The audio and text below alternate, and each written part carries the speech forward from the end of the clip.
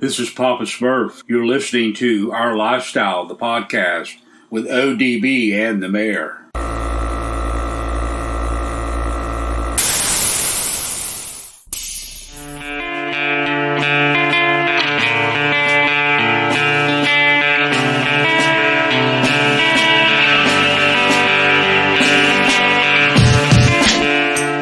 Hey, it's ODB. You're listening to Our Lifestyle Podcast, also known as OLP.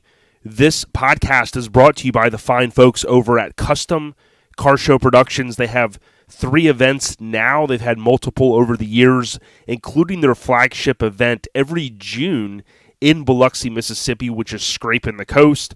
They now also partner up with Sean Randall and team for Bayou Showdown. That's every November, the weekend before Thanksgiving in Slidell, Louisiana.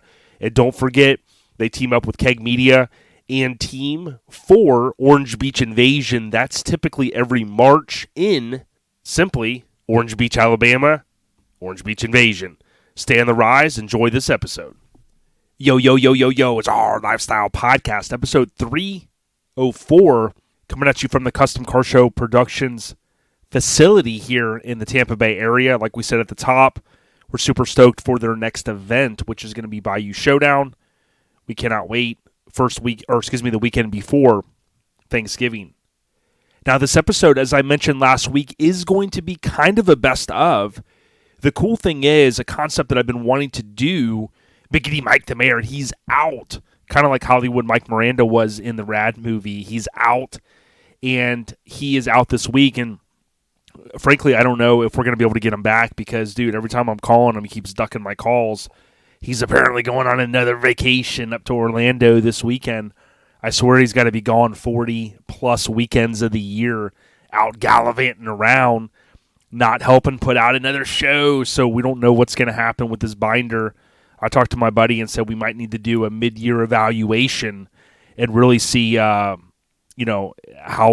much his performance has just really went down to the ground. But that's a whole nother episode. This episode, again, kind of a different concept that I wanted to do is even when we run the best of audio, I want to bring back the guest if we can and just do a quick intro, a quick update, and that's what we're doing with Cary Iaccino. Really became good friends with Cary. He's a good dude, kind of chat with him here and there, exchange text messages and whatnot, and he's a good guy. The cool thing is we had him on so many moons ago, and one thing that we've accomplished over the past several years as we continue to grow, we bring on new listeners, and not everyone gets an opportunity to really go back and start at the beginning. So this is a way for people to, number one, hear some of the best episodes we've ever had, but also because we were using some copyrighted music early on, a lot of that stuff would batch over to YouTube and then get knocked right down. So it's allowing us to really get the catalog out to different channels, including YouTube. So Cary Iaccino will join us here. I'm going to call him in just a minute to do a little bit of an intro, talking 10, 15 minutes, right? Not a lot. Get some key updates from Cary, see what he's doing out there in Cary. Really, I'm not going to cover much. Every time I say that, I end up going in and doing a 30-minute episode, so that's definitely not what I want to do. Really, the only update that I had was we've been enjoying Jurassic World Dominion. We had bought it, and then they put out the extended version, kind of the director's cut. And I know not everyone gets excited about that stuff, but with this one, I think it added an extra 14 or 16 minutes to the movie, and I enjoyed it. So that's kind of cool. I know Jurassic World Dominion was right on the verge of hitting $1 billion, so that's a huge rake-in, of course, especially for the movie industry. But we also bought, my wife, she couldn't resist buying Maverick, so Top Gun Maverick, really the biggest blockbuster. I think last I talked to my buddy, maybe going to be on pace to be one of the biggest movies of all time. And certainly I think if they had re-released it or kind of even, keep it into the holiday season, I mean, there's no telling what the box office is going to be worldwide. So just a great movie. So really been kind of enjoying both of those through the Apple TV, kind of really only general update that I have. Since we're going to have the best of episode this week, I think it is worth noting. So from a show perspective, just really the couple things that are coming up. You have a week from this week is Dropped and Destroyed. So please, if you get out there, if you're anywhere near Uniontown, Ohio, if you got friends, family up there, tell them to go out if I remember correctly, I think spectators are free. We've talked in the past about the show, but I know it's that Saturday, Sunday, the 10th and 11th. That same weekend is Static Nationals. That's going to be in Rogersville, Tennessee. Again, these are on the OLP official digital show calendar, available at ourlifestylepodcast.com. You can go out there and click on official show calendar, and you can subscribe to the calendar. It's basically through kind of Apple iCloud, so pretty simple. The following weekend is Lowdown in Laughlin. I know that's going down in Laughlin, of course. But one that I keep forgetting that kind of is hidden there for me on my calendar is that same weekend, the 16th, 17th, 18th. The 18th is the Trucks and Cheeseburger Picnic. So there's even an official Instagram, Trucks and Cheeseburgers Picnic, all together September 18th from 11 a.m. to 4 p.m. at Okehele Park. We've talked with Big John in the past. He's got show shirts, and that's a cool thing. I think it's always free food. You can buy some merch and show some love. So go down there and definitely check it out. That's really all I was going to cover as far as the shows this week. Certainly appreciate you guys getting out there and supporting the scene east to west, that's for sure. If you do get an opportunity, as I always say, please leave a rating through Apple Podcasts, or if you're on Spotify or these other platforms, certainly if you can tap the 5-star, that definitely helps us out. But when I go to Apple Podcast on the Mac, which is pretty simple, I can scroll down here and I can see that we have 273 ratings, mostly 5 stars. I'd say easily 98% 5 stars. I think sometimes people accidentally tap a 1-star. Don't do that. But please, if you can, before the end of the year, help us get to 300 ratings. Just tap the 5 stars. If you want to go a step further, you can, quote, write a review. And you can tap in something, hey, thumbs up, A+, whatever. If you want to use your Instagram name or your name, mention it there as well, and we'll read that out. So the podcast update, the only thing I have there, I did want to let everyone know that we did pay for the shirts through Graphic Disorder. It took a couple days to tally them, and for me to get the email over, Brant, comes right back and says, boom, here's your invoice. So we got all that paid, that mini Truckin merchandise, right? So stickers, hoodies, all that stuff. It's available, whatever extra stuff we order, we put that inventory online so that you can go to ourlifestylepodcast.com. I did forget to send an email out to all of our past folks that have purchased from us to say, hey, here's our new stuff. So that did not go out. So I would just ask, if you want one of the shirts, we're going to stock 2 colors, black and I think pink. Please go to ourlifestylepodcast.com. You can order it. That way, when the stuff comes in about 2 weeks, Mike and Shannon will bag and tag, and then they'll ship that stuff out. So it's important. If you want some of it, it basically replicates the original Mini Truckin' Magazine artwork. We did leave off the word magazine just to switch it up. And, so all the talls and all that stuff is gone. There's a couple that we did order. We don't order a lot of talls and larger sizes just because we can't stock all that. We're a little bit too small of an organization, or operation rather, but just get out there and order it if you can. We really appreciate it. Speaking of that, Hammered Weekend Wear, so they have their new pre-sale going on, and it's HAMMERD, weekendwear.com. If you go to their website, they've got the Stay Hammered, a tip of the cap to Mr. Ron Perkins. And the one, I guess, scene update that I'll cover this week, Riggedy Ron Perkins did announce kind of a passing of the torch for the Hammered Weekend Wear brand over to Adam Tripp and family. I know Dizzy's a big piece of that, and they're always out there hustling, as is Adam's family. And, it's a small business. We always talk about the importance of small, medium businesses here in the United States. Certainly, I think it's November where they have small business. Forget if it's Small Business Monday or whatever. But regardless, please go out, support the real deal. I know you guys always support us in some way, form, or fashion.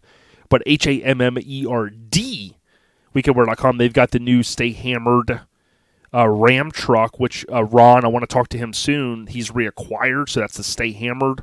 You've got the sticker, which matches the front Hammered Weekend Wear logo, and then you also have the Stay Classy, and that, of course, is a really cool 54 Chevy Bel Air laying flat on the ground. And it's pretty cool stuff. I believe the pre-sales end on 9/3 per their website. Now, we know we're going into the holiday weekend, Labor Day weekend, and 9/3 is going to be this Saturday. So what I would do is, if you're listening day one, get out there. Now, even if you hear this in a week or two, some of you guys are a few behind, no big deal. You can always usually go out there and see if they've ordered anything extra, and if they have, then you can snatch it up. That way, when that period between pre-sale and launch, if you will, I'm kind of old school iPhone mode. That period between there, you could still order and kind of get in line, if you will, and have your order secured so you don't miss out. I love the Ram shirt, to be totally honest with you. I think it's pretty cool, and man, you don't see a lot of love for those trucks, especially the single cabs. Glad to hear it's back in Ron's hands, so definitely good stuff. This weekend is Labor Day, so kick back, kind of end of summer for some, not for us in Florida. The Floridians, or as Fester from down south would say, the Floridians. We, of course, have summer pretty much all year long. So we're going to be out gallivanting around. Not as much as Miggity Mike the Mayor. Like I said earlier, dude, guy's been ducking my calls. Can't get a hold of him. He sometimes will claim he's in a condo doing a home watch deal. I'm like, dude, there's something going on, man. I mean, he's got me blocked or something. I don't know what the hell it is. I'm looking through my notes again. I said I wanted to keep this one short. I want to thank Graphics Mafia for all the stickers. They always help us out. Joey at Get Decked, he just did a pre-sale, but he takes care of all of our skate decks. Look him up if you need something put on a skate deck in terms of artwork. Lone Star Throwdown, couldn't do it without them. These guys are getting ready for next year, and Conroe will be out there, of course, for LST, the 11th anniversary, I think. AccuAir, the best air management, in my opinion, in the industry. They continue to innovate. AccuAir.com. Pick up some merch. Speaking of merch, Garage Gear Clothing, they continue to refresh their site. The only brand that I know of in our truck scene that offers free shipping on merchandise, including shirts, hats, you name it, GarageGearClothing.com. Got to thank the West Coast Influence. You can go to minitruckfilm.com. Order that Blu-ray or DVD. Again, the holiday season's coming. If you haven't taken heed in the past, do it now. Hook your significant other up or hook yourself up. You're talking $20, $30. Get a copy of the famed West Coast Influence. And again, big shout out to Hammered Weekend Wear. Couldn't do what we do without the fine folks over there. HAMMERD. Weekendwear.com. We appreciate you guys. Stay on the rise. Enjoy this audio from Cary Iaccino. And then after that, we'll roll into his audio back many moons ago. We appreciate all the support. We'll hit you guys next week. Stay on the rise and have a great Labor Day weekend. We got you. Peace. Yo, as I mentioned, we're going to just do a quick check-in, which I've been wanting to do with some of our past guests before we roll into some of the old school audio. But Cary Iaccino, man, how you doing, my friend? Hey, Jason, doing well. It's been a while. How about you, man? Dude, everything's been good, man. And you're right, it has been a while. Like, it's sometimes ironic. I forget all the great guests we've had on, and like I'll Google to land on the show, and I'm like, man, that was like episode 80. But man, I tell you what, it was such a fun time talking to you a few years ago. How's life treating you? It's been good. Been very busy. Got family stuff keeping me going. The kids are doing their stuff, and they're getting older. And I was looking forward to when they're a little bit out of the house at some point, and I can kind of do some of my own hobby stuff on the side. Which is hard to squeeze in with all their events. But everything's going really good. Yeah, it is crazy how life comes where, we have our careers, the wives, significant others, the kids, the house. And then sometimes you probably think back, after a week goes by and say, man, how did I have any time to do anything? Totally. 100%. That is the way it is. And for somebody like myself, the truck world and the custom fabrication world was something that, was almost around the clock, 24/7, 365. Like, it was literally my life for 12 years. And then now it's, I can barely find time to, dust off a vehicle, wash it, it's just like completely the opposite of, what that period of my life was. So, definitely different, but it is what it is. I look forward to a time where I can pick and choose my time a little bit, more selfishly. Yes. Yeah, understood. Something ironic, I was talking to a buddy, I can't mention his name yet, or earlier, he was talking about there's going to be a potential cruise from the West Coast over to the East Coast next year, being led by a famous mini truck, right? And a bunch of mini truckers and full-size guys. And I had brought up when you guys made the pilgrimage a couple years, and he goes, yeah, I was on that road trip, and it brought back the memories. What's funny is I went to Greenville a bunch, but I never had found that Greenville sign. Remember when you guys all stopped and took that photo? And he was like, yeah, he went on that road trip, and he loved it, man. Yeah, I actually have I have some photos of that. The big Greenville, like the long sign, and there's like grass in front of it. I think it's at the corner of one of the, a couple of the streets there. That one, with everyone kind of standing around it. Yep. Yeah, I've got some. It's funny. Every once in a while, I try to send you stuff when I get a chance to kind of go through that, and I'll have to dig through it stuff because I've got photos of everybody in that group there. Yeah, it was pretty cool. I ran across one of the photos you had sent me, or someone did, from Drop Zone 05 up in Oregon. And, of course, so I ran across a couple months ago, I ran across the photo I think you or someone shared with me from Drop Zone 05 when the S10 was there, Phil D's and all the trucks. And it is always cool seeing them, even Eric Dunaway's truck. He was from up in that area. But a lot of good memories. And I tell you what, people that are new listeners, Cary, they're going to appreciate, I think, the interview, the audio we did before, because oftentimes when I think of like stock floor body drop, right, you can't think of stock floor body drop without IF Customs, and kind of even KRZ was a little bit in that mix. We talk all about that. But it is cool to me, though, that after all these years, let's say 20 plus, people are still enjoying trucks all across the nation.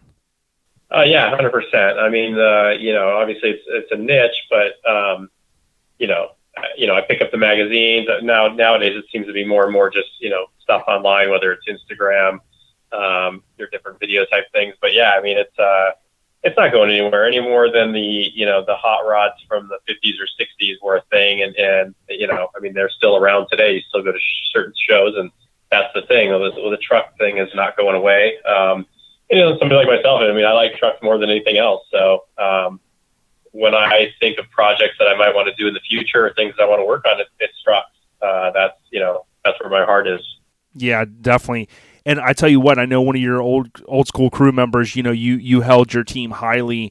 But when I think of like even CTP Concepts, I think it was Travis, right? And all the success that some of the guys have had, it's got to be a good feeling when you sometimes see all the stuff they're kind of getting involved with, and then you kind of probably smile sometimes and go, damn, that was cool, man. We had a great team back in the day. Oh yeah, 100%. And Travis, still working on stuff and still building stuff. He continues to, even bring out things that, when we would shoot the crap and try to figure out like things to do, some of those ideas from 15 years ago, he's bringing to life finally. He's, making it happen. So it's awesome to see that. Obviously I have some pride in that, I got a chance to work with him, and especially when he was really young. And it's awesome to see what he's doing today. Yeah, and I guess one other thing I'll mention that I think is crazy, if you think back to like, as many truckers and full-size guys, we all loved our OBS trucks. But the OBS trucks, the popularity, I mean, Ronnie over at OBS Talk and, and all of the success there, it's almost like the OBS trucks are even bigger now, if you could even believe it, than they were then. I mean, I still don't believe it, but it's a testament to the design of those 88 to 98s, right? And there was a couple extra years, I think, till 2000 with the 3/4 tons or whatever, but it's mind-blowing to me as like a truck fanatic that the trucks, are so popular still, Yeah.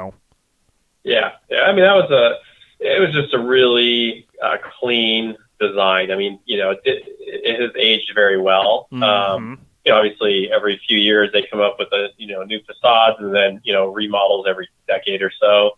But that, that the simplicity and the cleanness of that truck, and obviously for the customizing side of it, there's so many things you could do with it. But yeah, I mean, that's very cool. It definitely is an iconic model. Oh, yeah. I dig it. Yeah, we're chatting really quickly with Cary Iaccino. We're going to wrap it up in just a moment. We're going to roll into his audio from episode, I think, back in the 80s, but not the 1980s. But, Cary, when you were on before, you had mentioned, you're in the insurance business for, I think, like businesses and things like that. If there was someone out there in the California area, like we've got some friends, a lot of listeners, and they needed insurance, is there any particular insurance they should contact your business about?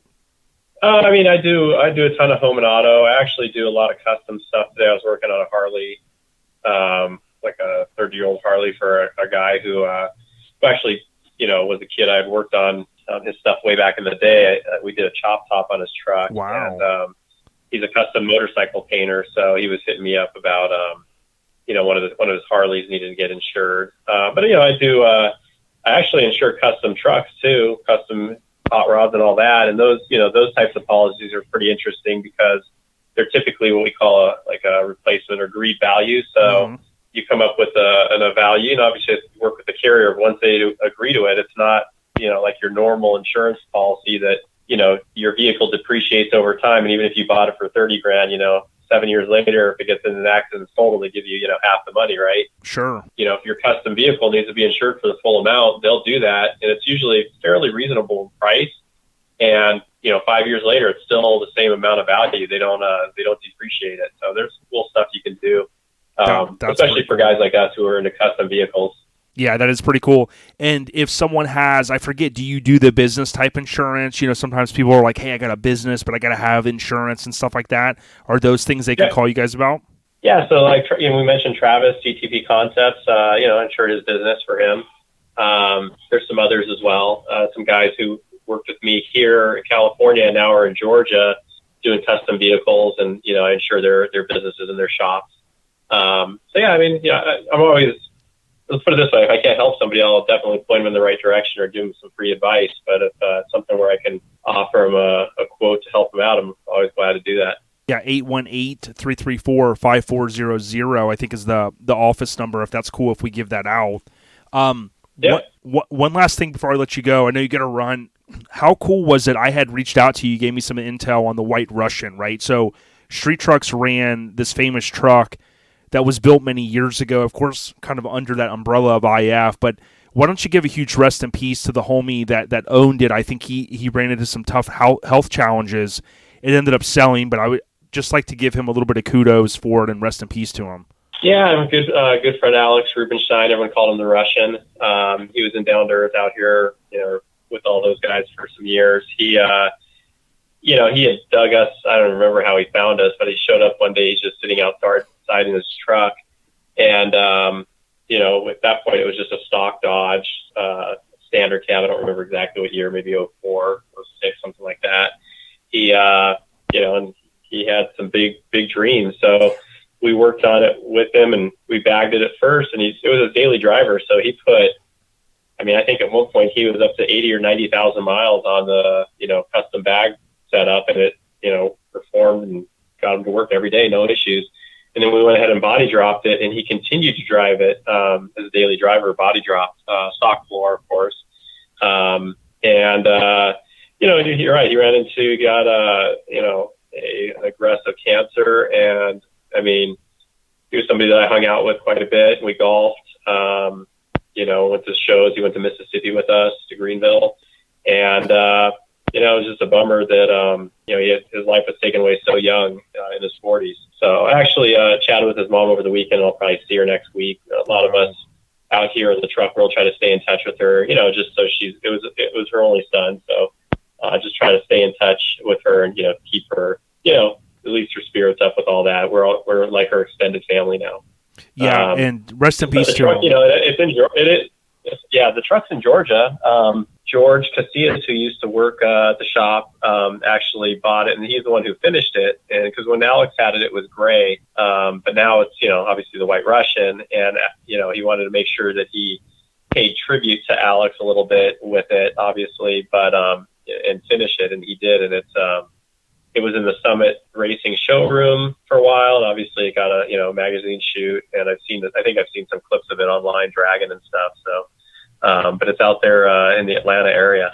Yeah, very cool, and rest in peace to him. And I remember someone telling me a story. It may have been the gentleman that bought it, that he even sold the truck to kind of pay for some of the bills and, his declining health. And like you said, man, I mean, it's tough. Like, I always try to reinforce to people, we always got to be thankful for what we got, even the next day, because we have lost so many people if you really think about it in our truck scene. But, Cary, we certainly appreciate you lending a few minutes with us. Man, anything else you want to plug or say before we wrap it? No, I mean, you're on top of all this stuff. I will tell you that I did. We actually picked up Matt's truck not too long ago. Wow. Brought it over to Phil Dees' spot, and so there's a good chance we'll start working on it again, hopefully in the near future if I can free up some time, because I'd like to see that thing move along. Very cool. And I'll let you know if we get going on that. I'll definitely give you a heads up. Yeah, I would love to chat more about it. And of course, that was the one that made the pilgrimage across the country, bare metal, LS swap, I think, back in the day. So very cool over across the country. But Cary, it's always great, man. Enjoy the family time tonight, and I hope all the listeners enjoy. We're going to roll into the audio now with Cary Iaccino. It's a classic, one of our most downloaded / streamed episodes. Stay on the rise, Cary, and thanks for all the love. Thanks again, Jason. I'll talk to you soon, buddy. Peace.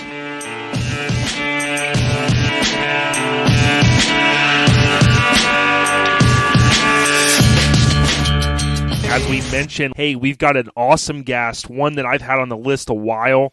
Recently touched base with him, and he said, hey, I'd be happy to come on. So we've got none other than Cary Iaccino. What's going down, man? Hey, Jay, man, I appreciate you having me on. Just another day out here in 100 degrees in the San Fernando Valley, Southern California, baby. Yeah, man, living that Cali life. And, for those scoring at home, the name IF Customs played a huge part in our whole culture and our scene. And it's great that Cary has a few minutes to, kind of sit down and walk through some of that history. But, Cary, before we get started, I kind of wanted to see if you'd give the listeners a little bit of insight into who you are, man. Yeah, I'm just, the funny thing is I think you and I chatted about I never was an automotive truck guy when I was young. I was always into sports and all that type of thing. And, but I was always somebody that was building things ever since I was a young kid, building forts and digging holes under brick walls and, just adventure stuff like that. And I ended up getting into construction in high school, and that's where I was able to start, really developing a lot of kind of mechanical skills.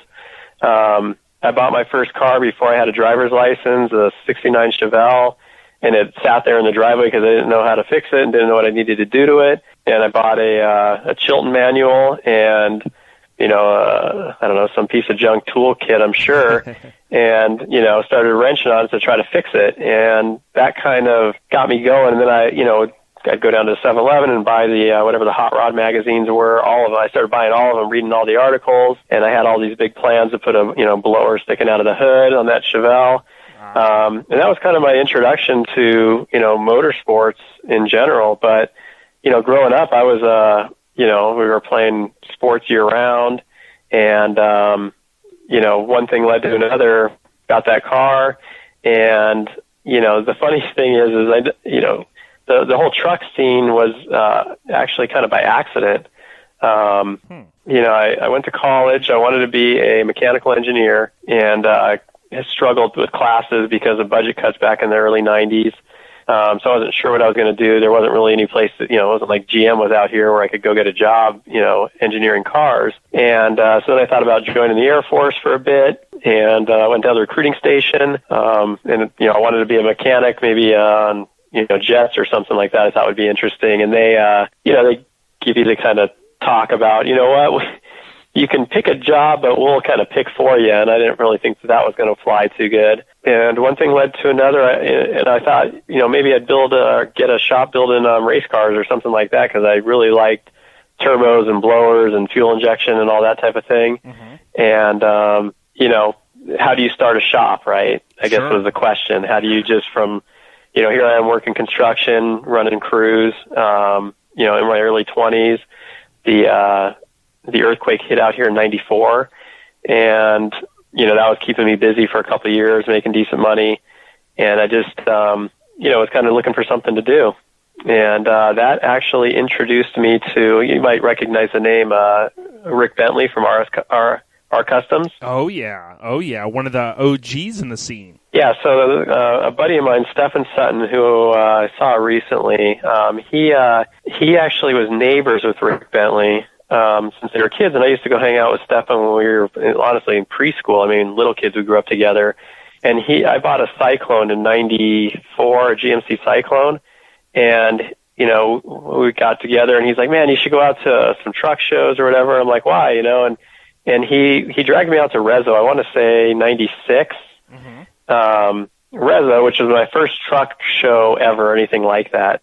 And I was like in shock at what I saw out there. Here I have a turbocharged, pickup truck, which I thought was the thing. And then there's, stretch trucks and trucks on the ground and all this stuff going on and chaos.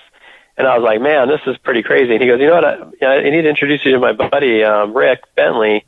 And, one thing led to another. Went over to his house and saw some, like a Blazer laid out in the driveway. Had never seen anything like it. Oh, wow. And that's kind of what got me, hey, maybe I could learn something from this. I wasn't looking to open a shop at the time.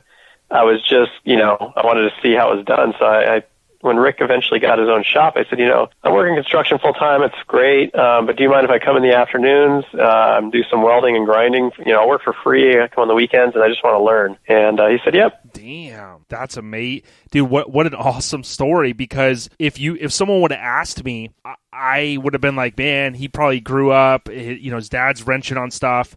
But I think your situation, it almost sounded a lot like mine. Like, I didn't have really any skills even in middle school, high school when it comes to doing anything. And my buddy helped me change the brakes one time. He showed me how to do it on my S10 and it kind of opened up Right. like, oh, I could take this apart and put it back together. So what a cool story, man. So from that point, a lot of people know, IF Custom. So like, let's say that's around 96.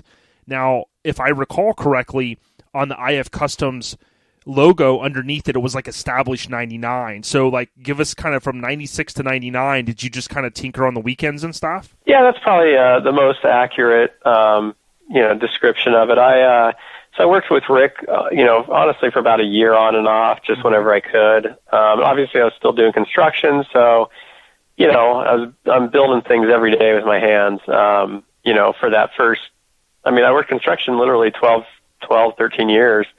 And then Rick was going to move shops from Van Nuys to Newhall, and which is about a 15 or 20 mile move north, but it's a different spot. And I said, what, I'd like to try to do this full time. You think you can afford to have me on, and I'd like to give it a shot. So I ended up quitting construction, and for better or for worse, I'm a risk taker sometimes a little bit with this stuff. It's like, well, I want to follow my heart and see what I can do. Mm-hmm.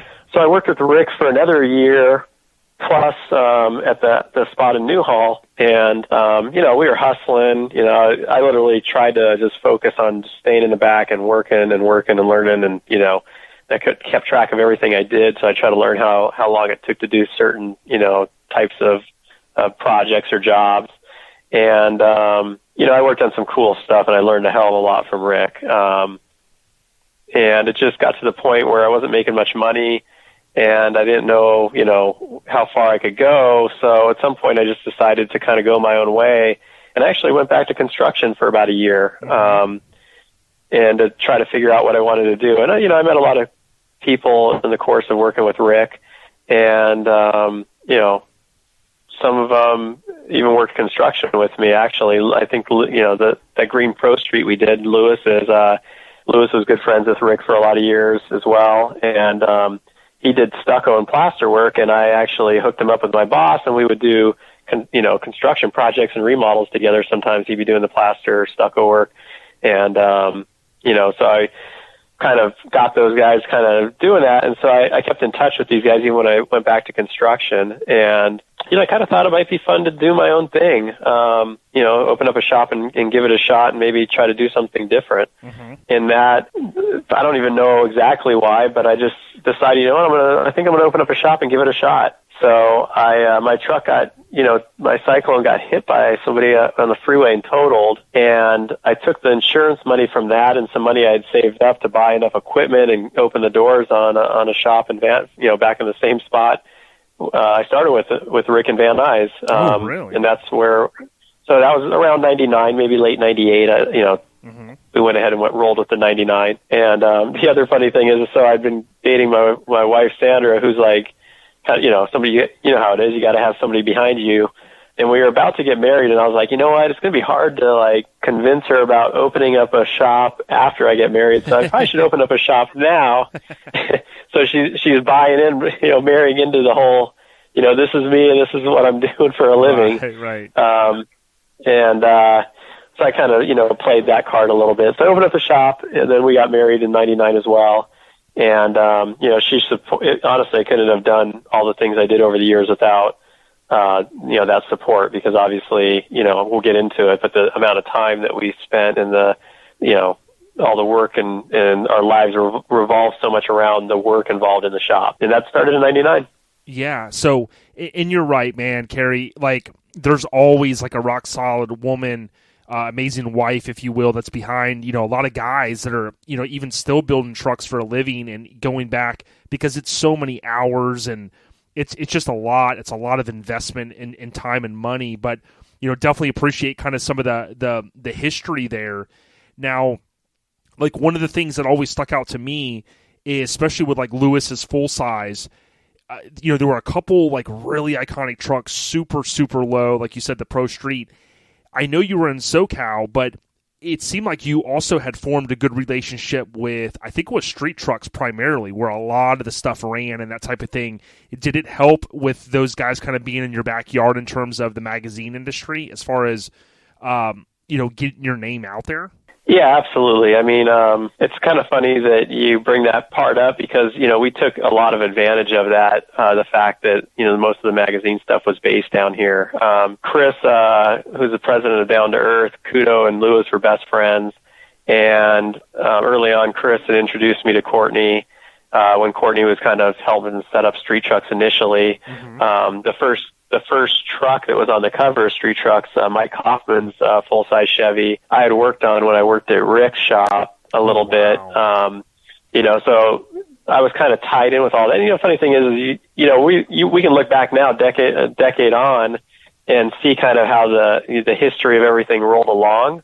But, when you're right in the middle of it, you don't really, notice that. Because the first vehicles that I worked on when I was working with Rick, a lot of stuff we were doing was air shocks or static drop. For bags, you couldn't just go buy an airbag, like you can today. Mm-hmm. You would buy a Firestone, helper spring kit, and we'd throw away half the parts. Yes. They were useless to us, and to get the bags, So we would throw away all those parts that we didn't need, and we, just to get the bags. And then we started bagging stuff. A lot of times it was just bags over springs, just to get some lift out of it, and they rode pretty bad. But then, Rick was his dad actually, was really very talented as well. Built some crazy stuff that, we've never seen in the truck world, but it was, going out to the Glamis sand drags out in the dunes down there near Mexico. They built all kinds of crazy stuff, and I used to go out there with them, and so Rick had, a ton of talent, and still does. I think he's actually building stuff today. I haven't talked to him in a long time, but I know he's fabricating still to this day. Mm-hmm. So Rick was building all this stuff, and we would just kind of make stuff up as we would go. And so it was almost like I kind of lucked out in kind of getting into the whole scene right when it transitioned into airbags. And I remember the first couple of shows we went to in 99 or 2000 where we first started seeing things like fast bags. And we had tried, some of that. We were trying to get some of the valves, and it wasn't very easy to get them. And so we got lucky in a lot of different ways. We got to help pioneer a lot of the different technologies that, obviously we can just pick up the phone and get the stuff from a dozen different places nowadays. Yeah, it's like, if for those that have kids, we always say, we kind of shake our head and say they'll never know the struggle. Same thing our parents said to us. But if you think about, the guys now, and it's no slight. You just call AccuAir or call one of these top top manufacturers, and then boom, you've got just one button. So it is crazy to me how far it's came, like to your point, and let's just round it out and say 20 years, it's jumped by leaps and bounds. And one of the questions that I kind of wanted to tie in is, in my opinion, having read magazines for all these years and whatnot, it really did seem like IF, to your point, was a sweet spot when they kind of came in. But you guys, in my opinion, it seemed like you kind of pushed forward the whole stock floor body drop. In the early 2000s, there was that whole craze. And it seemed like, and correct me if I'm wrong, a lot of what you guys were doing, especially like with Chad Lucas's, the full size he ended up with and stuff, it was like, hey, laying these trucks out, but it wasn't channeling and doing the old body dropping, the way guys were doing it for a while. Yeah, you're absolutely right. And it's funny how, I don't know how I guess it seems like you've followed along from early on. Maybe we kind of ran parallel in different, sections of the country, but, we actually came up with the name stock floor body drop. And, I remember sitting around with the guys trying to come up with the name initially. And, it was something that, so when obviously we had connections with magazines because, we were based kind of relative proximity to all of them, to, Finnegan and Courtney and Mike Self, all these different guys who were out here. I remember when Mike Alexander told me he wanted to get into, working for a magazine, truck magazine, I told him he was out of his mind, and look at him today. So we happened to be in the right area. And so a lot of the things that we did or pioneered, we were able to get, kind of push into the magazines pretty easily because it was, the proximity made it easy to shoot things or tech articles and that type of thing. So the way I got started, I opened the shop doors and nobody really knew about it. And I hit up Phil Hernandez, who is a friend and lived right in the area. And I had body dropped his truck with Rick over at our Customs, and it was that the reddish Sonoma, dark red Sonoma. Oh, right. And that was his truck. And then obviously you mentioned his girlfriend's truck at the time. The purple one, he ended up buying it from her, the extended cab long bed, that S10. So, Phil had the Sonoma, and he brought it down to Rick, so we bagged it at one point, I think, and then we were starting the body drop on it, and I said, hey, Rick, I had an idea on this. We're going to body drop it like normal, but what if I, angle from the frame where the frame is down to the sill instead of just having, a flat piece of sheet metal? Why don't we kind of angle it so the carpet flows a little bit better? Is it cool if I do that? And Rick's like, yeah, man, go ahead. And I checked with Phil, and he said, yeah, whatever you want.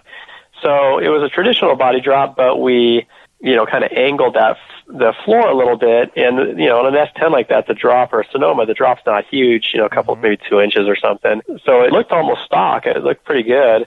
And that was kind of the first time we kind of tinkered with it. Anything like that, to try to make it look like it wasn't raised, but it really was raised. So it just was visually, didn't have, we would call it the wall. It didn't have the wall of a body drop sitting there when you open the door. And so I worked on Phil's truck a little bit when I opened my shop, and then I called up Lewis, and he didn't know I had a shop yet. And I, kind of kept it under wraps. And I said, hey, Lewis, I opened up a shop. He's like, what? He's like, where are you at? And I said, the same complex that the old our custom shop was in. He's like, I'll be there tomorrow. And he rolls up the next day. They were doing a plaster job that was pretty close. And he says, and he's checking it out. And he's like, basically I want you to do this truck out. We've talked about doing a year or two before. I want to do a Pro Street. I want to body drop a Pro Street look. And at the time, a lot of guys were, those 98 to 98 Chevys, guys were buying, and they were doing the Pro Street tubs in the back, and they'd get the 454 version and, kind of have like a little, street drag looking truck. He liked that look, but Lewis was always about low. Okay. So he buys the truck, and he actually went to the auction that next week, bought a truck and dragged it down there. Literally less than a week later, I had a truck sitting there, a standard cab, full-size Chevy, and he's like, let's do it. I want to do, he wanted to section it, he wanted to chop it, he wanted to body drop it, he wanted it to look like a Pro Street. And I start working on it, I start tearing it apart, and he goes to a show, and he calls me, he says, hey, you haven't started doing, the floor or whatever. I said, no, not yet. He's like, don't do anything. I'll be there tomorrow with some pictures. I want to show you something. Mm-hmm. And he brings pictures of this truck, and, maybe you or maybe some of your listeners had seen it, but it was a full-size Chevy standard cab, 88 to 98 body style, and it had they had cut off the roof on it, so it was kind of like Blazer or convertible look or whatever, mm-hmm. and it had some graphics. I think it was kind of reddish and maybe some yellow, and it was almost body dropped. It laid the back of the truck. I think it was a step side in it. It laid all the way out, but the front was kind of up in the air a little bit, like, mm-hmm. Laid on the cross member, but, it was kind of body dropped in the back, but not the front. And across the windshield, it said, like, body dropless or something like that. And Lewis he was up under there trying to take pictures and see what the hell they did. And he said, what they did is they cut the bottom of the frame off. He said, they cut the bottom of the frame off, so they basically shortened the frame, but because they didn't do anything with the front cross member, it was still sitting on the ground, so the front wasn't quite on the ground, but the back was laid out, mm-hmm. body dropped. Yep. And I said, and it triggered something in my mind, because when I was working with Rick, we had done like 3 full-size or crew cab dualies in about 2-year span, body dropped. Mm-hmm. And the way Rick we would do those is we wouldn't body drop them the traditional way. We would channel them. You mentioned channeling. So we would instead basically channel those, and then there would be kind of like a rail running through the floor, mm-hmm. on those. And that was kind of something that gave me some ideas for fills at Sonoma. So at that point, I'm like, okay, why don't we do this? Why don't we cut the bottom of the frame off? We'll put a 2x4 frame in there, cut the bottom of it off so that gives us the support. And then on those crew cabs, the way we would do them, we would channel them because the cross member on front sat 3/4 lower than the frame. Mm-hmm. Like, somebody who builds trucks might know that, but the crossover on those dualies back in the day, the 88 to 98 Chevys, was lower than the frame by about 3/4 of an inch. So I don't know what the technical term for it, we called it Zing the frame. We would basically cut the frame and then raise the front cross member up about 3/4 of an inch, then weld it back together and then plate it all in. And that's how we would get on those crew cab dualies, we'd get that cross member up a little bit higher. And then, obviously we'd try to drop the motor down and all that to compensate for it. So I said, why don't we do this on your truck, Lewis? We'll do the frame thing like you're talking about. That'll get the back down, and then we can Z the front a couple of inches, and then that'll get the cross member up, and then it's laid out without, and at that point it's actually laid out without doing anything to the floor of the cab. Yep, there you go. So that's kind of how we came up with the first, really stock floor body drop. So we did that, and then we built the rear frame for it. He wanted to cut the rocker off because, Lewis is always, that's all he was about was low. So we did the rocker, and that added a little bit more work because we had it, and then, obviously we had to do some work on the floor, but we put the stock carpet in when we were done, and then I think at that point, somewhere in there, we decided, obviously the guy was calling it a body dropless, and we were like, hey, we should come up with a name that we can call it, and we'll just start using that. And that's where we came up with a stock floor body drop. Hell yeah, and there you hear it. I was hoping that you brought that up because I knew around that era is when the phrase was coined, and I had this little feeling that you guys had a little bit of a to-doing with that. So very cool, man. I love the history there. Now, an additional thing that I think that really helped your business at that time was, for the listeners that can imagine, I mentioned this recently, this is before MySpace, of course, before Facebook. It was really like email. You could do that, and, there were websites, but the websites were, old school by today's standards. But you guys had IF, which you still have. I don't know if you guys know this, but ifcustom.com is still live. Now, the main pages, when we would go out there, this is how we kept up with you a lot, because you guys were constantly updating it. What like whose idea was that? And I just wanted to kind of bring that up because I thought that was like a really good thing that you guys were doing, because it kind of really got your name out there even more. Yeah, it's just like, there's always like a backstory on all this stuff, right? So the funny thing is, when we opened the shop, there wasn't really even digital cameras in '99. There was, but they were, I don't know. I don't even know if they were a megapixel or what they were. They were just barely rolling out. All the magazine guys were still shooting in chrome film. And so we were shooting film too. I had some, Canon that I'd, bought at a garage sale, an SLR, and it didn't even have a flash, and we would use that to shoot pictures. And, you didn't even know if the stuff was going to come out in the shop. It's all dark, and we just take the pictures. And, that got us kind of going for a little bit, and then we switched to a point and shoot when they were getting a little bit better with flash and everything. We started using the digital one. And then around that time, websites were, like you said, were starting to come out in email. And, somebody walked into our shop one day, cold called, and basically said, hey, I want to build a website for you. And that was, obviously it was kind of the thing, the trend, the new technology, right? Everyone has to have one for your business. And, nobody knew what it was going to do for you, but you had to have one. So they built, we said, okay, give them a few $100. They built some site initially, and it was kind of frustrating because you'd send them pictures and kind of tell them, and then they would put it up, and they would change the terms or the phrases that you told them, and it didn't make sense, what they were, when they were trying to explain what a chop top was or something. Right. And it was frustrating. So at some point, we basically decided, man, if we could just like put up pictures ourselves and just edit it, even if it's basic, that would be the way to go.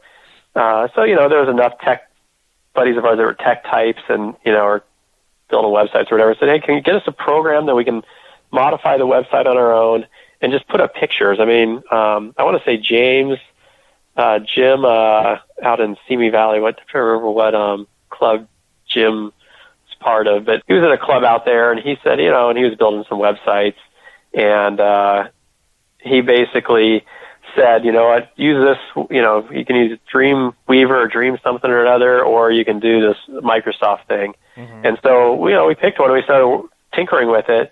So really what we tried to do for the most part was just take pictures of everything we did and upload them as quickly as we could, and just, kind of what we were doing and what we were working on. And I kind of felt like it was a chance to expand upon, like tech articles and magazines so that people could see how we did things, and whether right or wrong, whether they liked it or not, but at least see and maybe give them some ideas, or at least show them how they could do something on their own if they weren't close to us or that type of thing. And we were pretty religious about it for a lot of years. We literally took pictures of everything. And I think I mentioned to you by email, I mean, I literally have 10,000 photos. Some made it, a lot of them made it to the website initially, and some didn't, of all the stuff we built over the years. And the website that's up right now is, I mean, we haven't had control of it for years. I think it's got some links to some, adult sites or whatever built into it, but there's still some, semblance of what we had way back in the day there. So anyways, the whole website was something that it just kind of came about because that was the thing to do. And we were just, I'm probably doing injustice. It sounds like it's,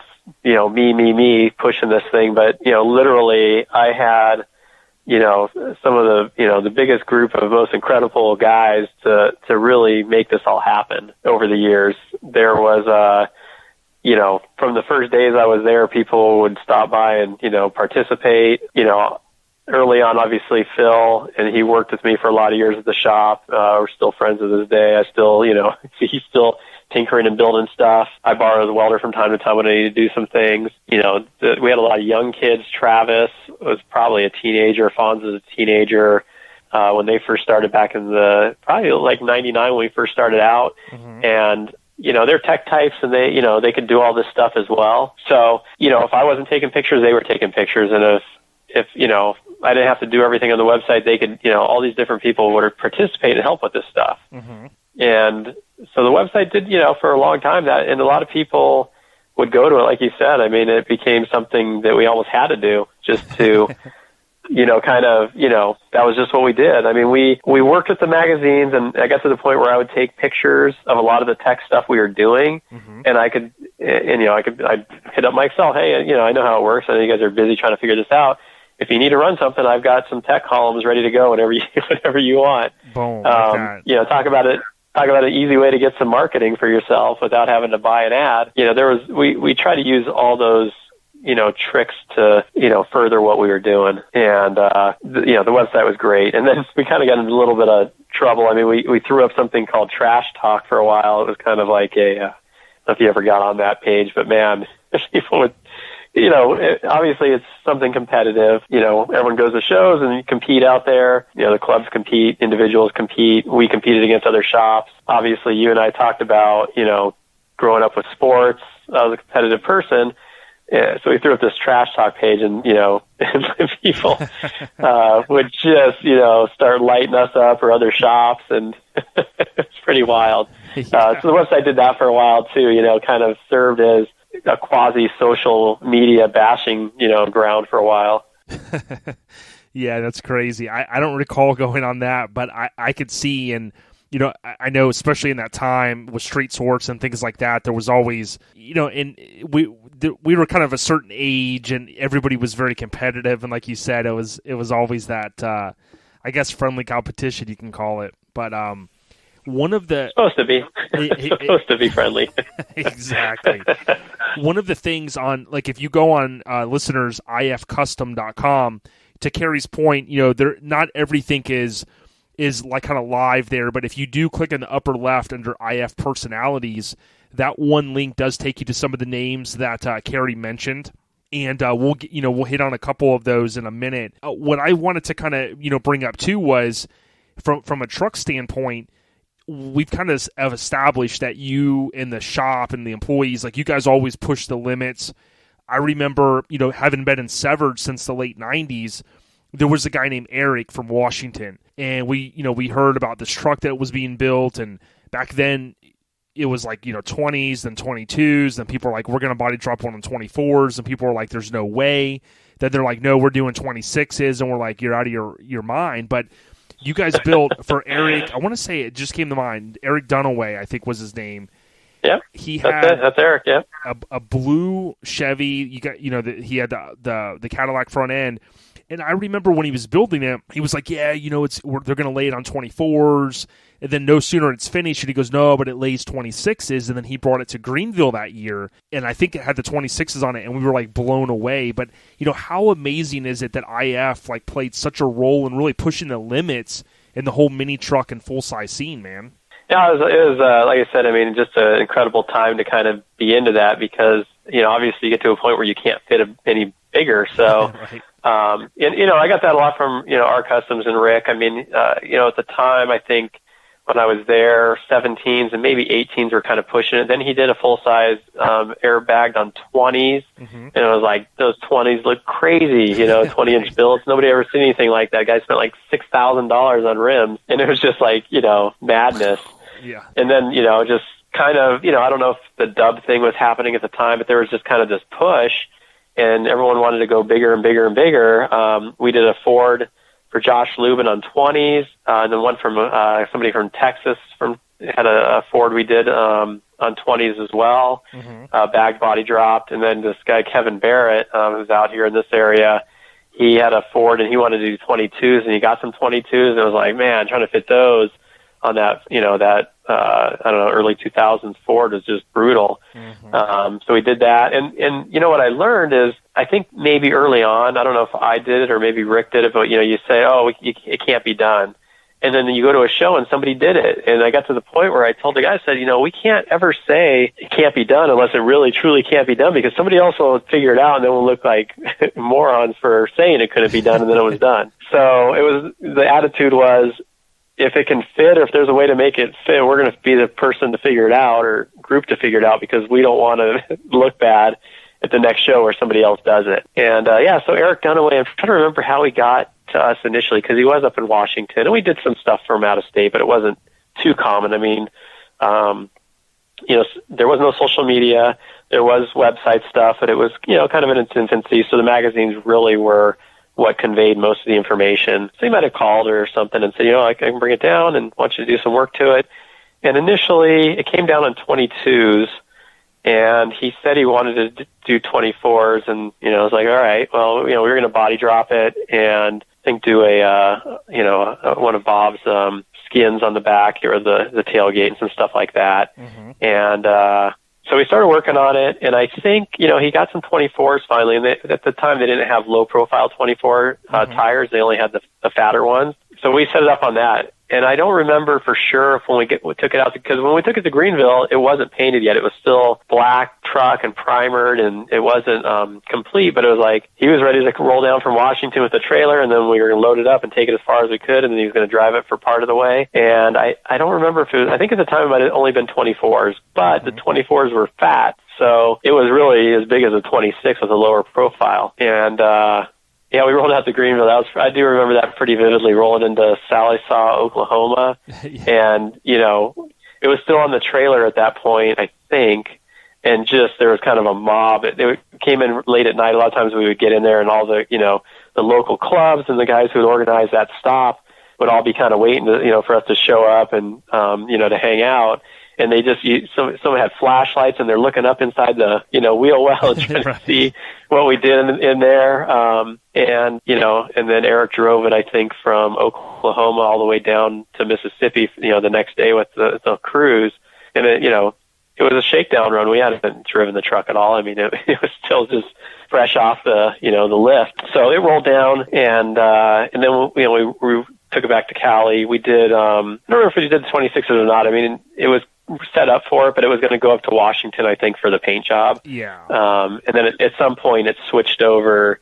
I mean, the paint job on that thing was unbelievable. The guys did such a incredible job on it. I always say that the guys who come after us are the ones who made us look like we knew what we were doing when they, you know, put a nice paint job on it or a nice interior. And he did all the graphics on it. I think it was called Blue Hell at the time. And now it's actually, I think it's just blue now. It belongs to a guy in, I want to say Las Vegas area, I believe. So Eric sold it at some point, and he's down in, I think, Arizona still. Eric moved down that way, and he was building, I want to say, a wagon at some point, like an Impala wagon. Yeah, that's cool. I'm looking at the truck photos now, and I always loved it. It actually, a guy over this way, he I think they even kind of copied the paint job over the years, because it was kind of a timeless paint job, like with the Cali type graphic and the green, but with the wheels, yeah. the interior, the paint, the caddy clip. You know, it just. I love that truck. Yeah, it had so much going. It really did. It. You know, it was really it was a classic, and you know that's one of the many that that come to mind. But you know, you mentioned obviously Phil Sonoma that he ended up with, Lewis's green full size. Was there one particular truck like that maybe sticks out the most to you, like whether it was finished or not, that you guys, you know, that you really liked personally? Yeah, you know, the funny thing is a lot of the trucks that I built, you know, when I built trucks, or, you know, I try to impress this upon, you know, Chris and Matt, Jacob, Eric, Phil, Dave, all, you know, all the guys who worked on this stuff. I was like, we want to build this stuff like it's ours. Not that it has to be our you know, style and the colors we'd want, but we build it like we were going to build it for ourselves in terms of durability, quality, and, you know, I lived vicariously through a lot of these guys because I didn't have anything in my, you know, I had my Cyclone, but it was, you know, obviously not a body dropped, you know, custom truck, you know, or mini truck style or whatever we want to call it. So when I was building it was kind of like, you know, I was almost building each one for myself. And in some ways, the funny thing is like, honestly, if I ever hit the lotto, I know where the majority of the trucks are, finished or unfinished. I would literally go and finish trucks, you know, for some of these guys who we never got a chance to finish them. But like off the top of my head, if I had to name, you know, like some of the, you know, kind of my most iconic, my favorite ones, if I, you know, was going to name 5 or 10 of them, would be Lewis's was our first one. We did Travis's C10 early on, and he's still got it up in his shop in Nevada.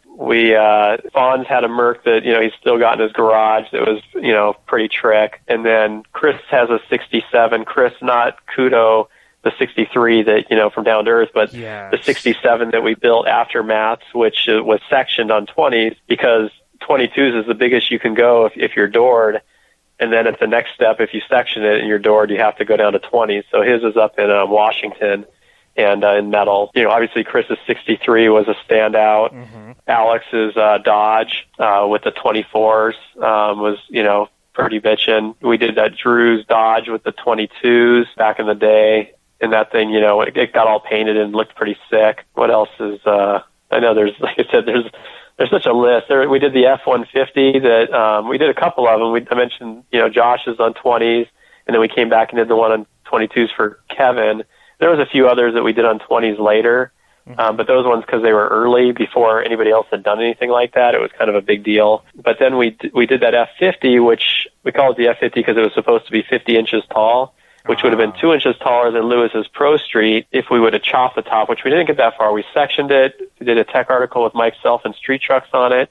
And it belongs to Dave Hall, and I believe he still has it in his garage in Simi, so that one's on my bucket list. If I ever have enough time or money to go up there and help him finish it. I don't know. What else do you think, any off the top of your head that I'm missing that jump out at you? That kind of rounds it out. I mean, I think there are probably some others that are sprinkled in there, but I mean, to me, one of my favorite ones was the Sonoma. I think before we started recording, you may have mentioned that it was Phil's girlfriend, I think at the time, the way it was kind of presented on the website. And then over the years, that I think you said he purchased it from her. Now, we saw that truck in Greenville the one year that you guys rolled really deep. And then I saw it a few years ago. He brought it out. I didn't get a chance to talk with him, but he had it at the Mini Truck Hall of Fame deal over at Hogs and Heifers. Okay. And the truck still looks amazing, man.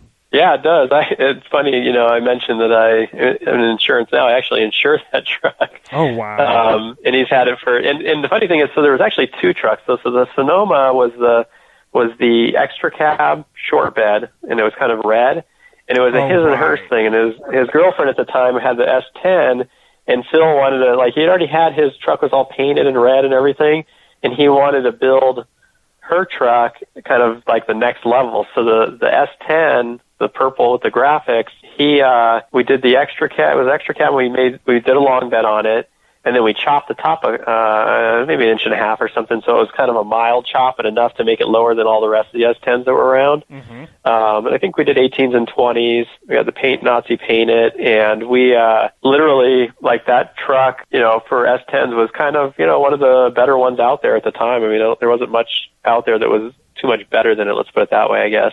Yeah, 100%. And I think it even, because I would move my magazine collection recently, I think it graced the cover of Sport Truck. It just was an awesome cover, man. I mean, just a beautiful truck. Yeah, so, the funny thing is we didn't have much money. We didn't have that much skill. Obviously I know Bob, I know Max, I know Billy out in Texas, Eric out, it's all these guys who built all these things over the years. I ran into Aaron Coffin way back in the day at Greenville. A lot of these guys have phenomenal talent, and I still chat with a lot of them, and they'll ask me about, what they're doing right or wrong, or if there's any advice I give them. And I always tell them, man, you guys do the work so much better than we ever did. We were charging more money than you at some point. Even to this day, you need to, be better about taking care of the financial side of it. And that's always the hard part. It was hard for us, and I think it's hard for any of these guys because you do it usually because you love to do it. You really love trucks and you love the people, and it makes it really hard to turn away work or, get enough money for what you're doing. So, we painted that, the S10, we painted that ourselves. The green truck, we painted it ourselves. We had this guy, Jimmy, we called him the Paint Nazi because I don't know if you ever watched Seinfeld when they had the Soup Nazi. Oh, yeah, I love Seinfeld. Right, so, there's the Soup Nazi in New York there, gives you what, he wants to give you, not what you want. And, Jim Sarcone, I mean, he was kind of like that, with his attitude. He's like, you're just going to get what I give you. And, it was like, well, none of us had any money, so it's kind of like, all right, we'll jump in, we'll sand, we'll prep, we'll mask, we'll try to clean up the shop, throw up some plastic, and we'll paint this stuff, at night when all the other businesses are closed. That was kind of how we did things.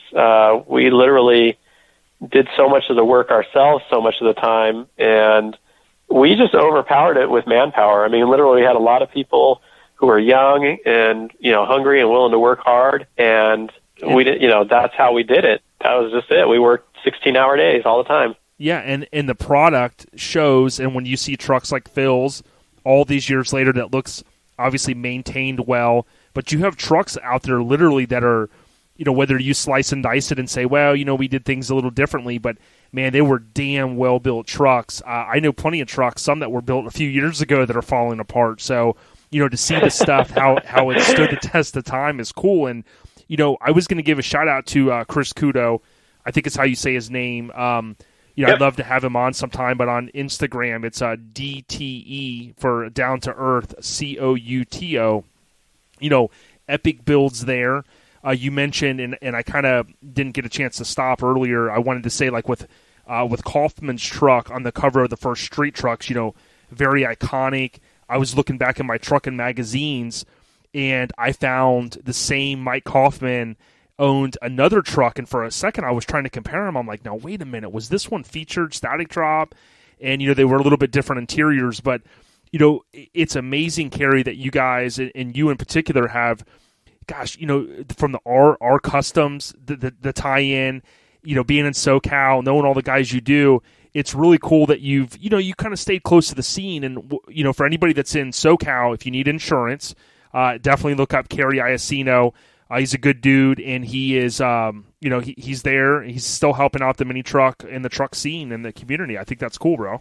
Yeah, no, I mean, I'm fortunate to be able to, kind of do that. I mean, the relationships are such a big part of, obviously you mentioned, the lifestyle and the scene and the people. The funny thing is, I guess, me personally, I never really fit into the scene perfectly anyways. I mean, when I went to that Rezo, the crazy, it was just chaos to me because I had never seen anything like that. And then when they would take me down to Glamis, it was even, more of it. And, the partying and, most everybody had tattoos and it was just, and there, I was a middle class, just, kind of grew up around sports stuff and, went to private school and some college and, and it just wasn't, I didn't really fit exactly, but the thing was, it was great for me personally is, I built all this stuff and I got to go to the shows and kind of see everybody really enjoy it. The individuals who own the vehicles,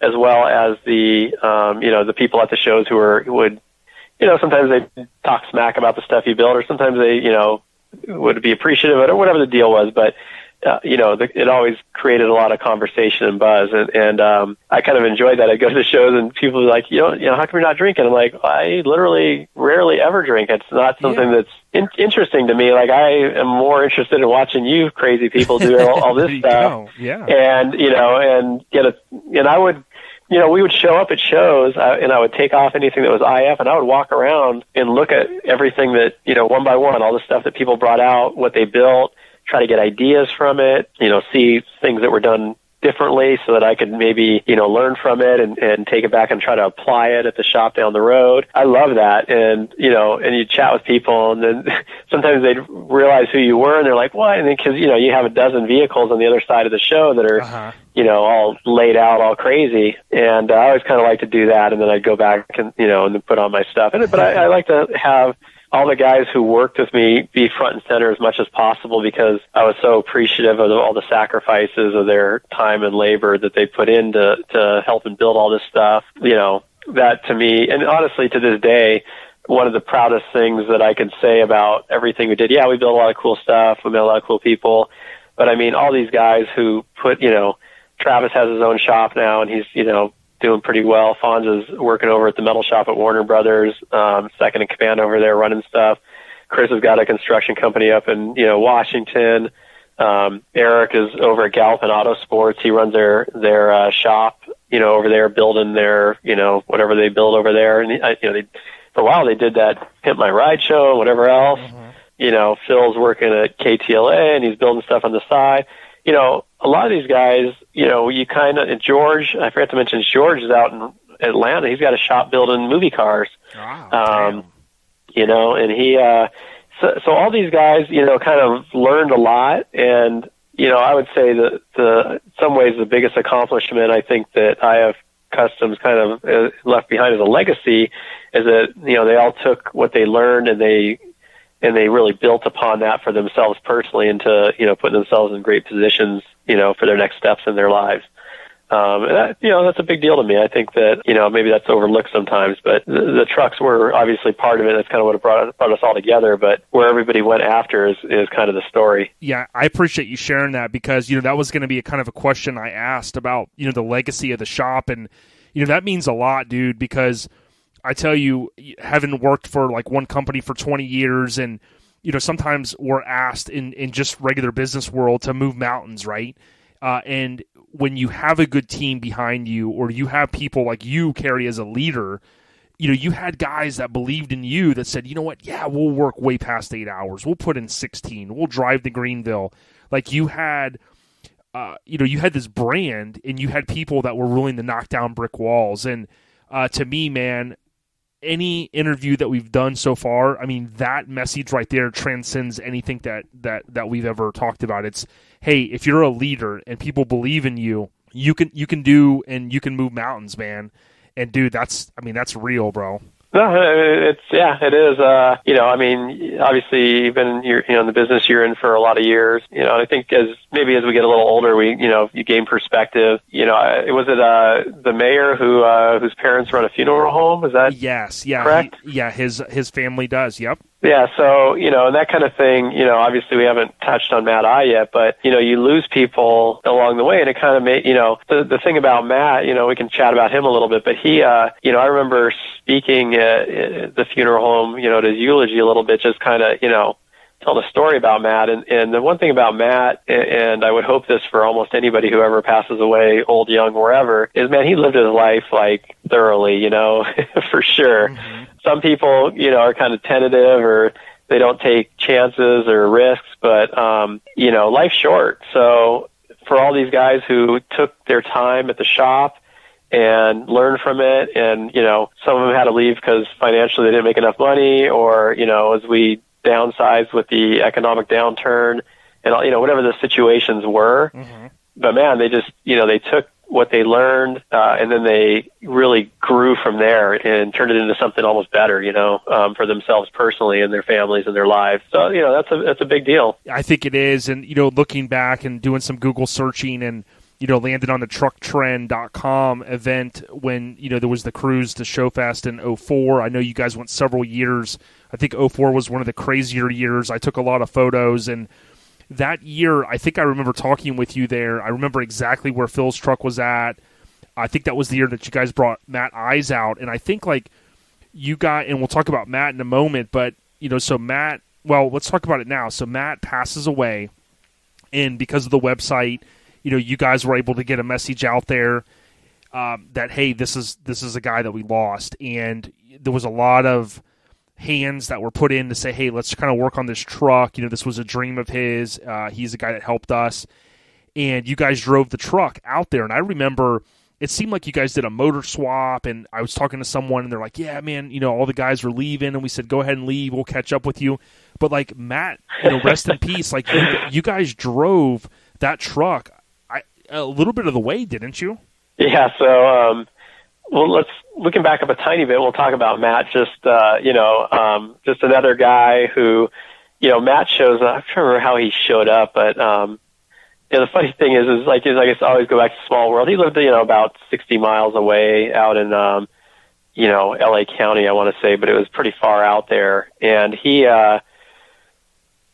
shows up, and I don't remember why he showed up, but, and he's like, man, this stuff's crazy. Maybe he wanted some parts, or who knows? I mean, everyone shows up for whatever reason. And anyways, he wants to kind of, build some stuff or learn, and say, well, we'll come down. But he, I actually knew him when his parents owned a pet store in the Valley, 10 years prior. He was like a little kid, Wow. And he would have, come in there and want to sell you like lizard food or something, Right. And, you put this stuff, at first you don't recognize this when you first kind of run into each other, and then you start talking about, as when you're in the shop working for 12, 14, 16 hours, you chat during the course of the day, and you learn some of your backstory. And you go, man, I knew that shop or that pet store. And he's like, yeah, those were my parents. I worked there. You go, man, you're that little kid. So, Matt, he started coming down, and then he would bring Eric and Jacob. And these guys would, literally, they would come out from Lancaster where they lived, and they would work for 3 or 4 days straight and like live and sleep at the shop, and just basically that was it. That was home for 4 days at a time. And then they would drive back there to take showers and clean up. Wow. And it was great. It was, he was just one of those, and he was a leader in his own right. I mean, he had his guys that he would bring out, and he wanted to build a Camaro, and he wanted to build this truck, and his brother had passed away in a car accident years prior. And so the truck pretty sure the truck was his brother's, and he wanted to build it in his memory. And he literally got started on it. It was a 67 to 72, Chevy truck, a C truck, and he wanted to, kind of do that. So we're like, you know what, man, you're down here throwing down. We're gonna help you with it. We're gonna do whatever we can. So he had, these big plans, and he started stripping it down and doing the work on it. And his buddy Eric had a Blazer that he was working on, and they all had their big plans. So one night they were gonna go to Lancaster to pick up a donor vehicle Blazer, and Matt had already started working on his truck, so it was already torn apart, and he was doing his thing, or his brother's truck. And they go to pick this Blazer up, so they jump in Jimmy, who our paint guy, his pickup truck, at a trailer, head out to Lancaster, load up, and they're doing this. So they're coming back at midnight, 1 o'clock in the morning, down the 14, and what actually happened was Eric was driving, Matt was in the passenger seat. They got this Blazer on the trailer behind them, and they're in a, like a 70s, let's say late 70s, early 80s pickup truck.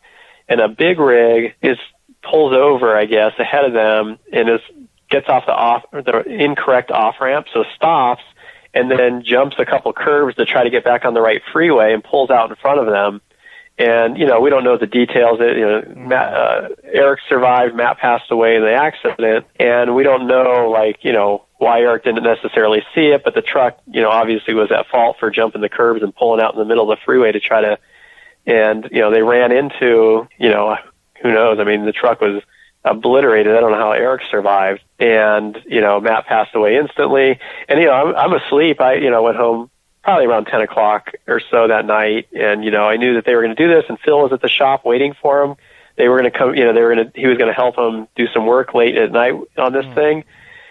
I get a call from Phil, and it must have been 1 or 2 in the morning. And, I don't know if he was crying or what the deal was. And, he's trying to get it out, and that, there was an accident, and then Matt passed away, he's dead. And I was just like, and it was like when somebody calls you at 2 o'clock in the morning, it's kind of a rare thing. So I got up, picked up the phone, and I was in shock, man. It's like, 2 o'clock in the morning, Matt had just died, and Matt, and I have been working together, and Matt had gone to the first Greenville we went to, I think the year prior, we're talking about Greenville. So Matt had gone with us on that trip, and he was trying to figure out his life, what he wanted to do, and he really seemed like he really wanted to build trucks for the long term, and just this was going to be his thing. And, I couldn't sleep for a couple hours, just, teared up and just trying to figure out, it's like, how could that be? So I called a few guys and let them know what's going on, and we met at the shop around 6 o'clock in the morning, and it's just kind of silence. It's like, how do you even have a discussion about that? A kid who's, 22 years old, passing away like that, with his whole life in front of him, So it was tough. And obviously, within the next few months, we decided we were going to build his truck kind of in his memory, the Matt I truck, and take it out to Greenville.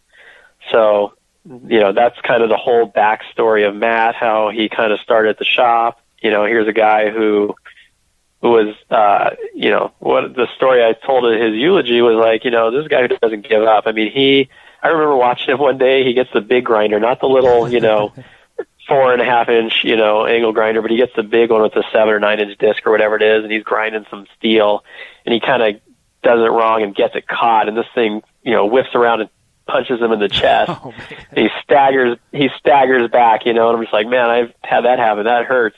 And then he unloosens it up, and then, gets going again and catches it again, and it whips him around and hits him in the chest again.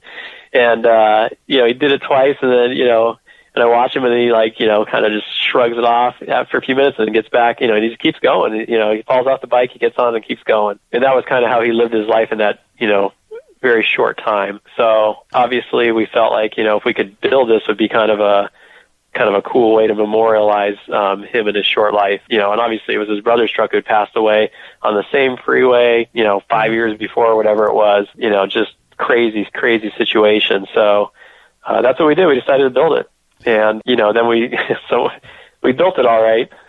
yeah, you guys did. And, there's the old saying, the good die young. And, if he didn't make such an impact, think about it, it's, give or take 15 or so years later, that we can still, a lot of guys in the main truck scene and the chicks as well, they know the name Matt I, and it's a testament, to anybody that knew him, any of his friends, rest in peace, man. And I appreciate you kind of sharing the backstory, because some of the newer generation may not know, some of the sacrifices. And, it's unfortunate that his brother passed away in the same freeway. You probably heard of Sean Mahaney passing, last year. And that was a shock. God. A freak accident, and it's crazy. You summed it up earlier. Life is short, and sometimes you do have to take a little bit of chances. It's just unfortunate that things happen like that. But when you guys brought the truck out, it received a lot of fanfare. I remember you guys, I think, sprayed it down with WD-40, didn't you, when you cruised it over to the east side? Yeah. So the thing is when we would do the cruises, obviously the magazines were based here. Caleb and John O'Neill, I think, rolled with us year one, and then, in your later years, Mike Self, I want to say, might have gone with us. I know Kevin Aguilar, obviously Chad at one point. So we set up the cruise like we did the years before, and the internet was getting some traction. Obviously, the magazines were helping us kind of advertise that we were trying to do this. People would call up. We would set up stops. Cell phone coverage was not as good as it was today, so it was a little bit, sometimes unsure of when you were going to be there and things like that. But we set up the cruise. We want to dedicate that to Matt. Travis drew up the artwork. We printed up a bunch of shirts, and we said, okay, let's do this. We're going to, have Matt's truck ready to go. Well, the magazine guys get there, and the first guys who are going to go on the first leg, and I've got pictures, man. It didn't look like that truck was going anywhere. I mean, we were putting an LS motor in it out of a newer truck. The wire harness was just, it wasn't like we had bought a harness. We were, trying to pare down and modify the one that was there, and basically we're trying to hustle, and it's just like, this thing is far, far from being ready to go. And Eric had worked on it for a couple of days straight. You fall asleep on the floor wherever you are working sometimes, wake up and keep going. And so I basically, after a couple hours, said, you guys need to get going. There's a lot of people who are waiting along the way. A couple of us are going to stay behind, Eric and Phil and I. I'm trying to remember, there might have been another one or maybe one other person, but we're going to go ahead and stay. We're going to build this. We're going to keep putting this thing together and see if we can make it happen. Worst case, if we can't, we'll just leave tomorrow or something to try to catch up. So everybody left. Chris Kudo kind of, helped lead the charge. At that point, I don't even remember how many trucks left that year. It might have been a dozen or more from Cary. And, so we just worked straight. Literally, they left. We'd already been working, since early in the morning all day. Erica might have worked the day before, and we just kept working all through the night. I don't remember if it was usually we left on a Tuesday, I want to say, to try to make it out to Greenville Friday afternoon.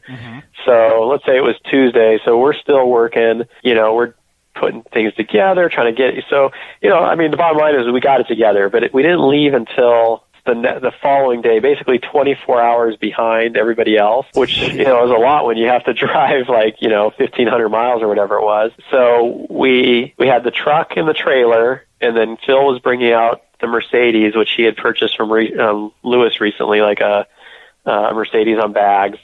And so we test drove the truck up and down the street and said, okay, it looks like it works. We figured out a couple of little things real quick. God knows if it's going to work or not, but we're going to try. So we left with the Mercedes on the trailer just in case, because we knew it could drive as well, and Eric driving Matt's truck, and we got rolling, and we were rolling. We'd do a couple of pit stops.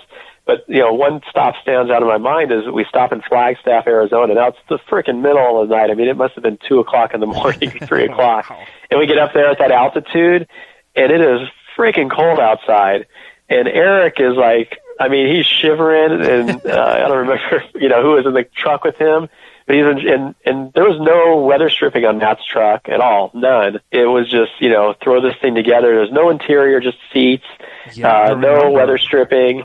There was holes in the firewall, so air's coming in, and he's like, so we stop, we gas up there, and basically we give him every jacket. We start stacking jackets on the kid. We have equipment with us. We always brought welders and all that, so we give him welding gloves, and then we put him back in, and and the truck was raw metal, so we would WD-40 it to keep the moisture off it, especially through Texas, get some some rain and stuff. And I want to say in Flagstaff, we actually taped up every seam we could with duct tape just to try to cut down on the amount of air getting in the cab.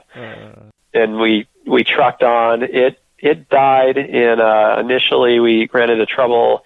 It was early daytime in Arizona, probably on Wednesday, and I think the water pump seized up. Not the water pump, sorry, the power steering pump. And so we stop and find a store, and it was a newer truck model, so it was a little bit tough, but we got the part. Basically, when it froze up, it killed the belt, the belt through the belt, and so we swapped the Mercedes off, swapped the truck on the trailer, drove. I think it took us about 50, 60 miles to get to where there was a Pep Boys.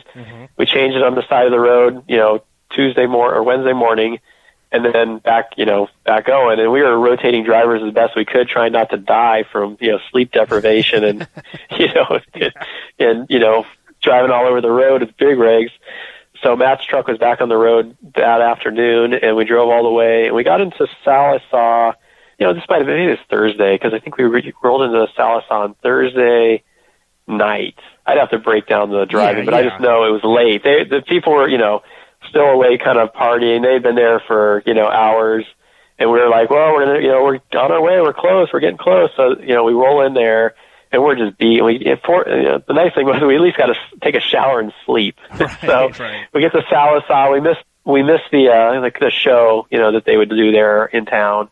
But we hung out at the hotel where everyone was chilling after, and got some grub and some sleep. Got cleaned up, and then rolled out Friday morning with the crews. To drive into. I think we would drive into Little Rock, Arkansas, maybe even a little town before that initially, and then we would. It was actually, I think, Conroy, Oklahoma, and Arkansas, and then we would roll. We kind of. There, I mean, literally, there was like 100 plus vehicles. It was massive, and then we would roll that last leg down into Mississippi, into Greenville. So that was that trip. Matt's truck, it broke down that one time, but we got it on the road, and then I want to say it might have made the whole trek back too. I mean, that thing was just a machine, and obviously, it got a lot of attention just because of kind of the short history of what was going on with it, and it's just, it was a good memory for a bad reason, I guess, is probably the best way to put it. Yeah, I think that's a good way to sum it up. We just had Mike Finnegan on recently. Maybe now we know where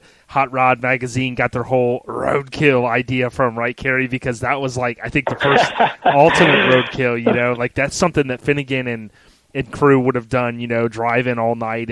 But it's amazing because a lot of guys like me, I trailer my truck to shows and things like that, but just the dedication to get something done and say, it's not like you're driving to Northern Cal, going to Bob Grant's shop or something. It's like, dude, we're driving to Mississippi. I mean, it just was mind-blowing, but to see the truck there, we saw the energy in it. I took a lot of photos. I'll have to scan some of them for, promoting this episode. I remember Truckin Magazine, I think, ran a photo of it, and I forget if they, as you mentioned, it kind of bounced back and forth, maybe some of the different coverage, but I think there was a photo they shared of it one time in the mag, and it was of it cruising, and it said that it's lower than a pregnant ant's belly. That was the caption on it. And I was like, oh, snap, dude. I was like, that's a perfect caption, and I never forgot that. But, like we said, rest in peace, Matt. We've lost a lot of good ones, but it's great that we can remember them through, the memories, and, you shared a lot with us, and I think that's pretty darn cool. But, I know we've talked about a lot, in between. So, I guess what I wanted to kind of do is kind of sum up, with the shop, right? So you kind of alluded a little bit earlier, there was a little bit of the downturn in the economy and things like that. But then, after you closed down the shop, did you want to just give the listeners maybe a brief history and kind of some of the things you've been doing since then? Yeah, so, the funny thing is the shop didn't close down right away. We survived the downturn, but we downsized radically because nobody was spending money on, that type of thing at that point. There was even people who had, what I would consider a lot of money, in investments, they were getting killed in the stock market or anywhere else. So, it just kind of dried up. There wasn't really any reason to build anything custom, whether it was hot rods or trucks or anything else, because most people were not, there was so much uncertainty. It was just, survive. So let's say 07-ish, right? And So, I kind of realized, well, we can just try to survive. So we downsized and, we were building some stuff, but not much. But, I kind of figured, well, you can kind of ride it out and the economy will swing up at some point and things will change. And it did. It started to swing upwards. And, it got to, I think it's 2011, 2012. And, I don't want to say that I was burned out, but, it does wear on you working all those hours and all that type of thing. Mm-hmm. And, so I got involved in some community stuff where I was elected to a volunteer, committee in my community where, we would try to decide on spending some money on some local projects and trying to better and improve our neighborhoods. Mm-hmm. And then one thing led to another, and I decided at some point that I wanted to run for city council, which would be a full-time job for the city of LA. And the next election was coming up in 2013. So I was kind of starting to step away from the shop a little bit. And I was trying to go out on it with a bang. We were working on, you probably know Oliver Porter, right? You know Pops. I was going to bring his truck up. Yeah. Yep. Okay. Yeah.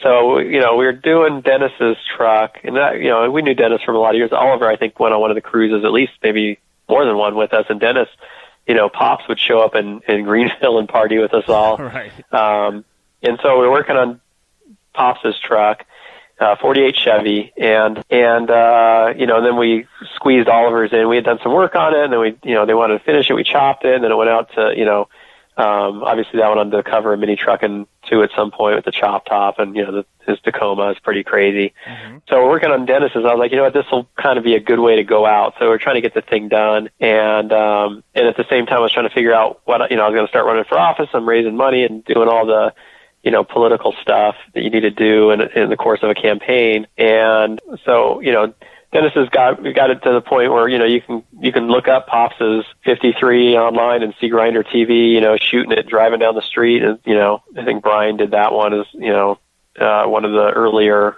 Grinder TV shoots that they did. Mm-hmm. So I was just trying to figure out, what I wanted to do. I think I mentioned to you, like, in my lifetime, I wanted to try to do a bunch of different things. I didn't want to get pinned down to one career for my whole life. My ideal life would be have 3 or 4 really good, memorable careers where you got to do a lot of things that you like, mm-hmm. and then move on to something else. And so, looking back in retrospect, that's kind of what ended up happening. It was like it was trying to transition, so I ran for office. I basically handed the keys to the shop to Eric and George and said, if you guys want it, it's yours. All the equipment's mine. I can lease it to you. You can use it whatever you want to do, but, I'm going to go try to do something else. And so they ran it for a little while, and then they kind of parted ways and decided, they wanted to get into doing some stuff still with vehicles, but, not related to IF Customs. So Matt's truck and all the equipment is still in storage waiting for either me to hit the lotto or just find some more time to work on that. And then Dennis's truck, Pops's, it's actually at my house in my garage, and I've been working on it the past few months. I'm trying to get it together to roll it out to SEMA. I went to SEMA last year just to kind of get the feel for it, man. It's like, and people, you recognize all the people you hadn't seen in years, and it kind of got the bug a little bit to try to wrap up Pops' truck for him. And so he's been, super cool and patient, and I mean, he had been building the truck for 10 years prior to us touching it in, I think 2011 or 2012. So now he's waiting another, 5+ years. And I told him I want to get it to him so he can, enjoy it. Like Oliver's truck is done, and we want to get Pops's there too. So, a lot was going on. I ran for office. I lost. Wonderful experience. Gives you a different perspective on politics, and right. I know you don't get into politics too much in your show, but man, it's that's one brutal sport. That's I'll tell you that. Game, right? Yeah, it is. And so when I got done with the campaign, I had a choice to make. I could either, the shop was still there, and I could either kind of step back in, and I had kind of already made my decision, but I could have, continued it on, and I realized once the economy had picked up, it's like, okay, I can kind of rebuild the shop from here and maybe focus a little more on hot rods where there tended to be more money, and hell, mini Truckin paved the way for hot rods. I don't care what they say. I mean, everything from big wheels to airbags to the paint stuff. I mean, all that was pioneered by guys with no money in trucks, man. It wasn't, it wasn't the other way around. And so I felt like, I could have reinvented it, but then it would have taken another 10 years to kind of, the next decade to kind of rebuild, rebrand, and this was still a little bit social media was just kind of starting to come around, Facebook especially. MySpace had kind of died out, but, Facebook was taking over. Instagram really wasn't there yet. Mm-hmm. And then I said, you know what, I'm going to do a resume. I ran for office. I met a lot of business owners, a lot of different people, and see what else is out there. So I put together a resume, first time in my life, when I was like 40 years old. And I'd never had a resume before because I'd always, kind of just started and just did my thing. It wasn't really... Sure. You were living it so up. I put pretty much. So I did a resume, and that one of the guys that had supported my campaign, Tim Gaspar, I asked him to take it. I said, hey, man, I know you hire people.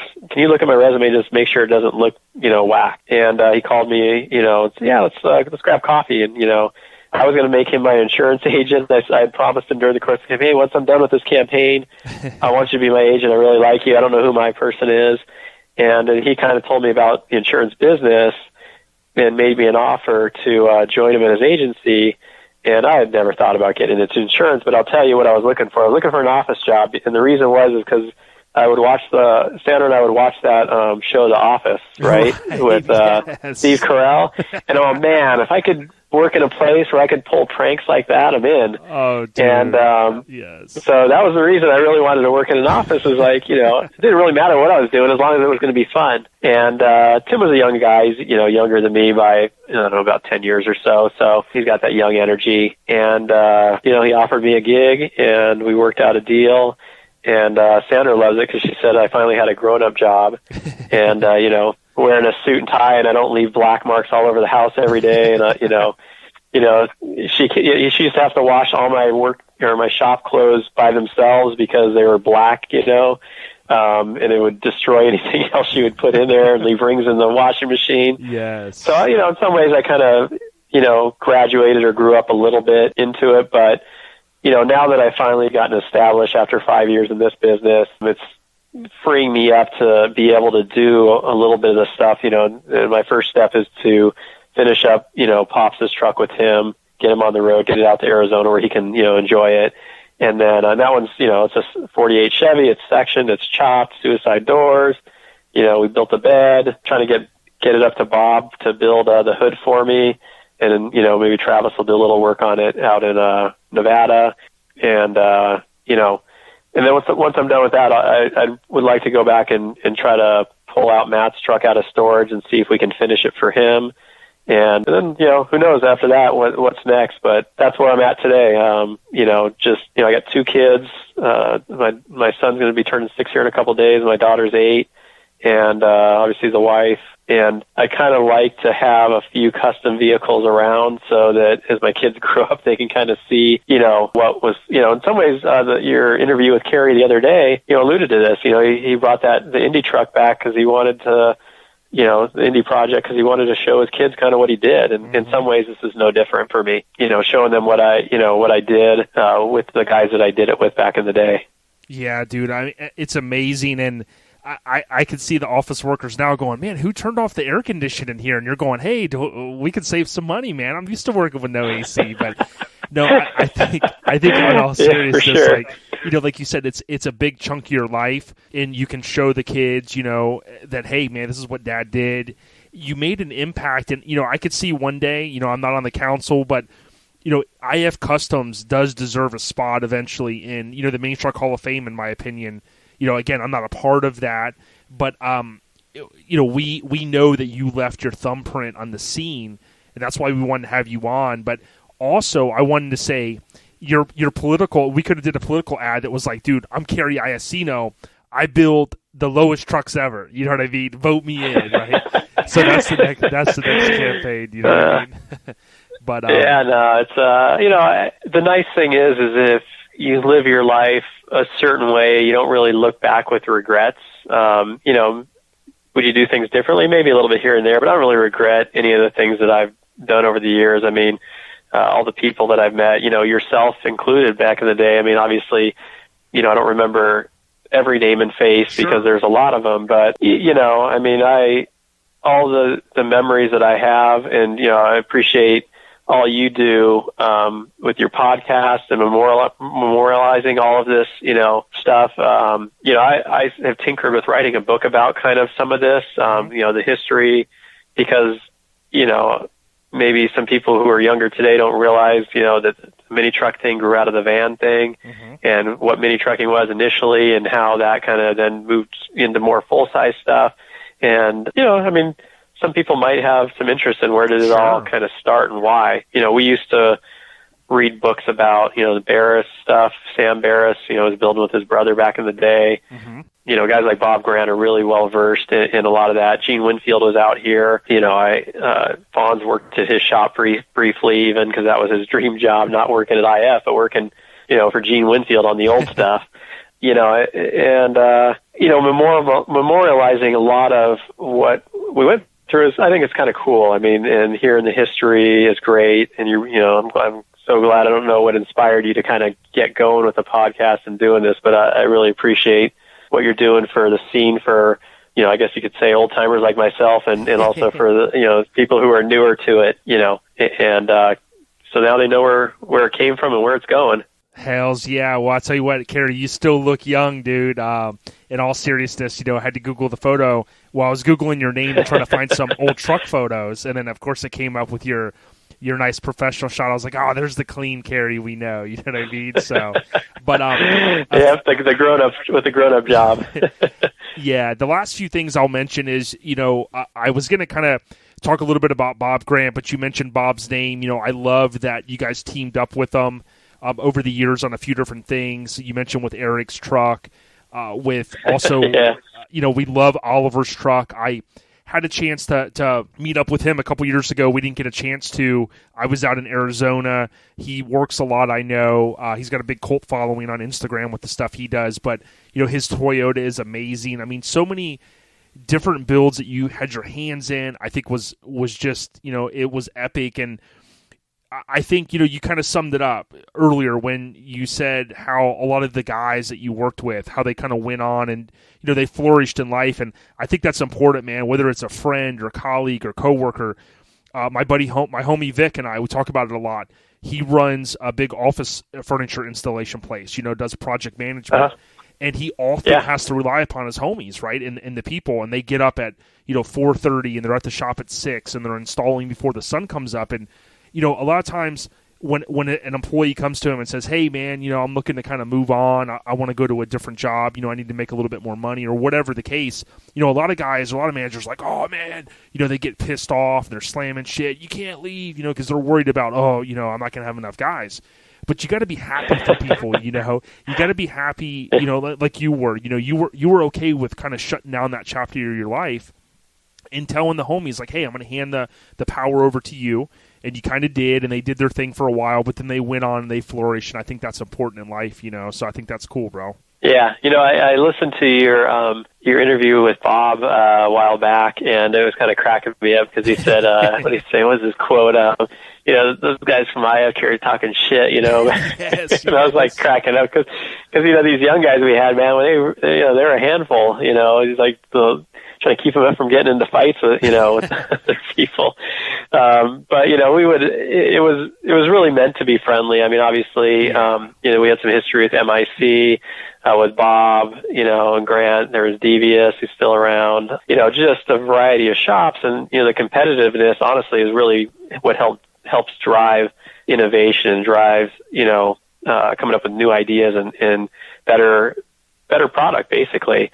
And, and when Bob mentioned that, it kind of made me laugh because we did push Bob, but we had a good relationship with him. And Bob was always, one of the most phenomenal talents I've ever seen that, we know about, but honestly, you would think the rest of the hot rod world should know about this guy because of the quality of work he does is pretty incredible. And, so it sounded like, it worked. We kind of drove him to do some things and he definitely, drove us and pushed us.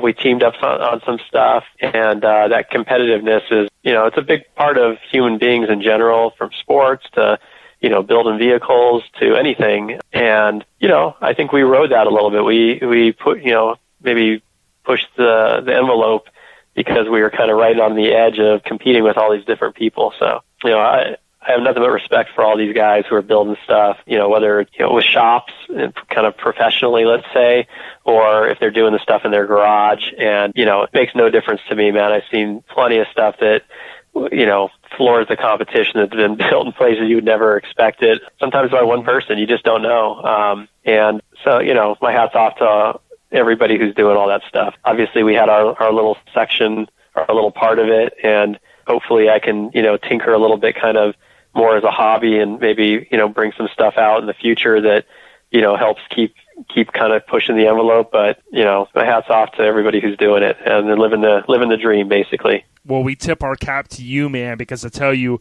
with all due respect, I mean, we truly know the impact, and anybody that's tied in, I love to tie into our customs. We talked a little bit about that. They have their kind of stake in the ground. You carried it with the shop and all the employees that you had. You left your mark on the scene that still, I think, I truly believe a lot of people are going to listen to this and go, yeah, Cary, IF, those are the guys, man. I remember that's what got me in. There's going to be a lot of that. So I think, again, the thumbprint is there. You guys rocked it for years. Love that you kind of said, hey, you went out with the blast and you said, hey, I'm going to kind of do something different. And I commend that, because nobody wants to get to a certain age where you look back and go, man, I could have did this, could have did that. But, for years, I did want to also just let you know, when Kool-Aid worked there, I had to bring his name up. I rocked forever the black IF custom shirt. I wore that thing out. It had Get Laid on the front. And I got to the point where I had lost a little bit of weight. And I'm like, man, this extra large just, it ain't fitting anymore. Well, I had my fitted hat. It had the epic little, I don't want to call it silhouette, but you had your epic little just outline of the truck. Yeah, I had the blue threads, and I rocked that shit, dude, over in Florida, and that was my favorite hat, dude. No joke, man. Yeah, no, I mean, all that's it's funny. I've worn out pretty much everything of my own as well, and I've toyed with the idea of maybe running. I don't know. You could probably put me in touch with somebody to run some limited edition versions, just so I could have a new one, and some other people could have some as well. Dude, let's do it. Let's do it. I'm in. I mean, honestly, for a lot of years when I got out of the business and into this business, there's no time for it. But things are changing for me. I've established myself in this business now for 5 years, and it's over time it's starting to give me more flexibility, and it took a while to get established in it like anything else, but now I'm getting there, and I'm finding, like I said, time to work on Pops' truck. Maybe I'll find some time to go ahead and finish that book that I started, find some time to run off some shirts or some hats, not so much to make money or living off of, but just for the pure enjoyment of it, and also the memories that it all brings back. Yeah, definitely. Well, hey, like I told everyone, if you're in SoCal and you're looking for, do you do insurance for just like custom vehicles and businesses? I just want to let you cut a little promo there. Yeah, I should probably advertise for you. You and I will talk offline about that. We do Haggerty and Grundy for the custom vehicles. I insure a couple of shop owners. Travis is doing obviously custom, building up there in Nevada. We also did somebody out George back east. We're doing, he's building custom vehicles. So, basically insurance is kind of like a very broad field. And for somebody like me, if I can tie that into the people that I have grown up with and love, it's like just makes it even that much better. It gives me an excuse to call up Fonz or call up George or Travis, stay in touch with people. So we can chat about that offline. But and if anybody's in California and they just want, get together, if they, shoot me a note, you can look me up on Facebook, or you can just, Google me. You'll find a phone number to the office here one way or another. I'm always down to meet up with anybody for lunch and just reminisce a little bit, go from there. Yeah, man. Well, we're going to be tagging the heck out of you. I don't know how much you use Instagram, but it's OG_IF Customs altogether. IF Customs is. That's Cary's Instagram, so he's got some cool photos there. We'll tag you as well. Was there anything else that you wanted to share with the Airhead Nation, homie? Like I said, I appreciate all y'all. I'm glad to, that you reached out. It brings back a lot of great memories. And if you want to, catch up down the road, if there's something we missed, I'm always glad to do that. The Instagram thing, I threw that up not too long ago, and, I intended on putting a lot more photos up, but I got sidetracked, and I probably should throw some up now. So, there's a ton of them. I mean, tons of different trucks that we built over the years, and with the website kind of being in the state it's in, it might be nice to do that, so maybe people can see some stuff that they saw years ago and haven't seen in a long time. But yeah, man, thanks for what you're doing. Obviously, the mayor, and condolences on your father passing, but Thanks. you're living your life and with your family, and, the podcast, obviously, you're reaching a lot of people. So just thanks to you, and thanks to everybody for, doing what they do, man. I mean, this is what makes this a great country, great place to live. And, you couldn't do it anywhere else. 100%. Well, thank you for sharing some of the photos that you have with us via email. If there's any others that you'd like to share, let us know. But Airhead Nation, we just want to say we hope and we know that you enjoyed this interview with Cary Iaccino. Look him up. You know the history. If you don't, do a little bit of legwork. But we appreciate your time. And all I got for you is we got you. Peace out, Cary.